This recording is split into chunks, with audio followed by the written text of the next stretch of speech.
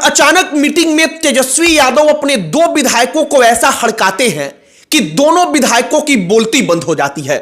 वो दोनों विधायकों को बीच मीटिंग में उठाते हैं और उनसे एक सवाल पूछ देते हैं और उस सवाल का जवाब विधायक नहीं दे पाते, जिसके बाद तेजस्वी यादव का दिमाग गर्म होता है और तेजस्वी यादव उन दोनों विधायकों की खटिया खड़ी कर देते हैं।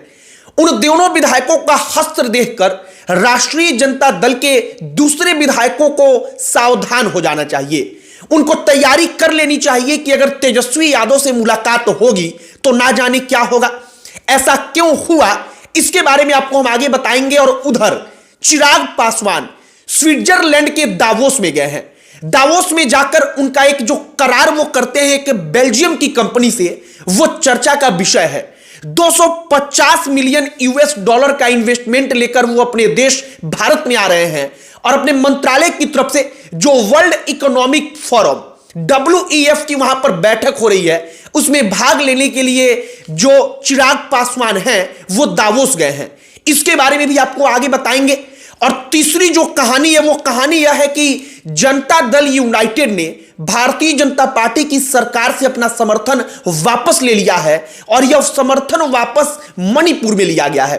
मणिपुर में जो सब कुछ हो रहा है, इसको लेकर लगातार सवाल उठ रहा था और अब अंततः नीतीश कुमार की पार्टी ने भारतीय जनता पार्टी की सरकार जो वहां पर चल रही थी उससे अपना समर्थन वापस लेने का ऐलान कर दिया। हम आपको बताएंगे कि समर्थन वापस लेने का क्या प्रभाव पड़ेगा, लेकिन आगे बातचीत करने से पहले हमारा नमस्कार स्वीकार करिए। हमारा नाम मोहित कुमार सिंह है। सबसे पहले तेजस्वी यादव जो अपने विधायकों को हड़काते हैं उसकी कहानी। दरअसल तेजस्वी यादव इस वक्त पर बिहार भर में दौरा कर रहे हैं। वो जहां जाते हैं वहां पर एक बंद कमरे के अंदर तमाम कार्यकर्ताओं से मिलते हैं, मीटिंग्स होती हैं। जो उनके अपने कार्यकर्ता है, पदाधिकारी है, वहां पर मोबाइल फोन से रिकॉर्डिंग करने की अनुमति नहीं होती, कोई ऑडियो तक रिकॉर्ड नहीं कर सकता। मतलब कि तेजस्वी यादव वहां पर खुलकर जो असल में आरजेडी के कार्यकर्ता चाहते हैं उन बातों को सुनते हैं। तेजस्वी यादव से कार्यकर्ताओं ने दो विधायकों के खिलाफ जमकर शिकायत की। जब वो वहां पर गए थे तो वो दो विधायक जो थे वो राजेश कुमार गुप्ता और एक विधायक थे फतेह बहादुर सिंह कुशवाहा।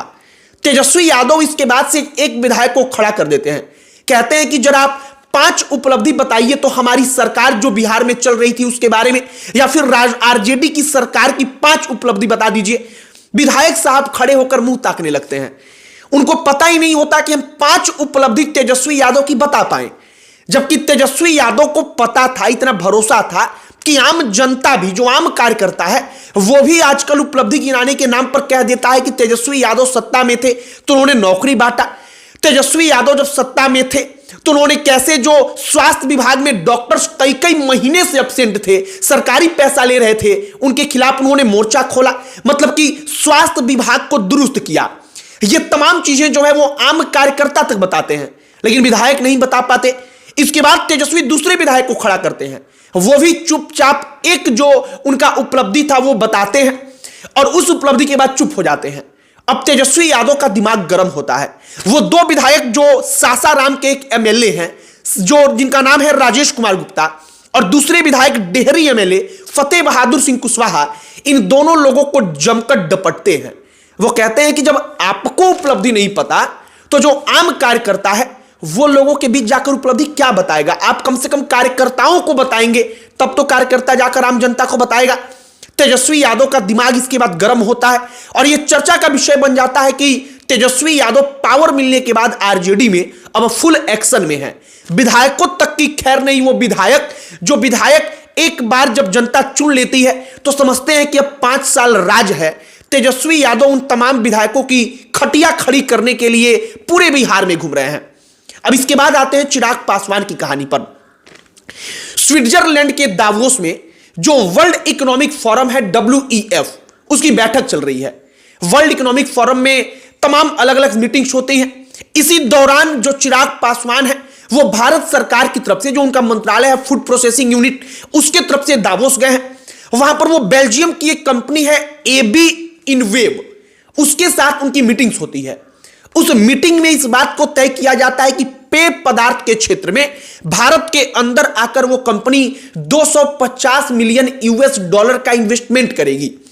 इसके बाद से ये मीडिया में चर्चा का विषय भी बनता है चिराग पासवान आकर मीडिया में इसके बारे में बकायदा बताते हैं।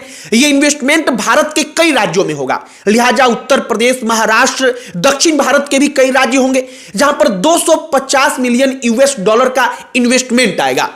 चिराग पासवान का वीडियो जो दावोस में चिराग पासवान जाते हैं उस दौरान की वो तमाम चीजें सोशल मीडिया पर इसके बाद से प्रचारित और प्रसारित होते हैं। हमने भी देखा तो हमने सोचा कि एक बार 250 मिलियन यूएस डॉलर के इन्वेस्टमेंट के बारे में बताया जाए। इसके बाद की जो कहानी है वो कहानी है कि जेडीयू ने बीजेपी सरकार से अपना समर्थन वापस ले लिया। मणिपुर की बात है। मणिपुर में भारतीय जनता पार्टी सत्ता में है। मणिपुर में बीजेपी के पास कुल 32 विधायक हैं। जेडीयू के पास एकमात्र विधायक था, लेकिन अब जनता दल यूनाइटेड ने मणिपुर में बीजेपी की सरकार से अपना समर्थन वापस ले लिया है। मतलब बीजेपी का जो एनडीए है उस एनडीए से जेडीयू बाहर निकल गई है मणिपुर में। लेकिन कहा जा रहा है कि बिहार में यह सब कुछ ज्यों का त्यों चलता रहेगा और केंद्र की सरकार में चलता रहेगा। लेकिन सवाल उठता है कि आखिरकार मणिपुर में नीतीश कुमार इतने असहज क्यों हो गए कि उन्होंने भारतीय जनता पार्टी को छोड़ दिया, या फिर नीतीश कुमार धीरे धीरे शुरुआत कर रहे हैं भारतीय जनता पार्टी को डराने का और भारतीय जनता पार्टी को वापस से अपने इशारे पर बिहार विधानसभा चुनाव में नचाने के लिए। बाकी एक बात आपको हम साफ कर दें कि भारतीय जनता पार्टी के वहां पर 32 विधायक हैं। सरकार चलाने के लिए मणिपुर में 31 विधायकों का समर्थन चाहिए। 31 बहुमत का आंकड़ा है, मतलब 31 से एक विधायक ज्यादा है। इस लिहाज से वहां पर सरकार नहीं गिरेगी। लेकिन जेडीयू ने बीजेपी से अपना समर्थन वापस ले लिया। जो उनका एकमात्र विधायक था, पहले वो पक्ष की कुर्सी पर बैठता था विधानसभा में, अब वो विपक्ष वाली कुर्सियों पर बैठेगा विधानसभा में।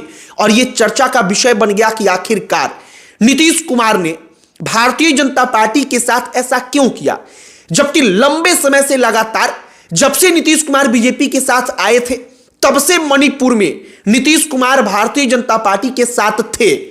अब इसके बारे में चर्चाओं का बाजार गर्म है। लेकिन जो जेडीयू है उसकी तरफ से कहा गया है कि बिहार का गठबंधन ज्यों का त्यों रहेगा। जो केंद्र में हमारी सरकार चल रही है, जो केंद्र में हम एनडीए के समर्थन में हैं, वो सब कुछ ज्यों का त्यों चलता रहेगा।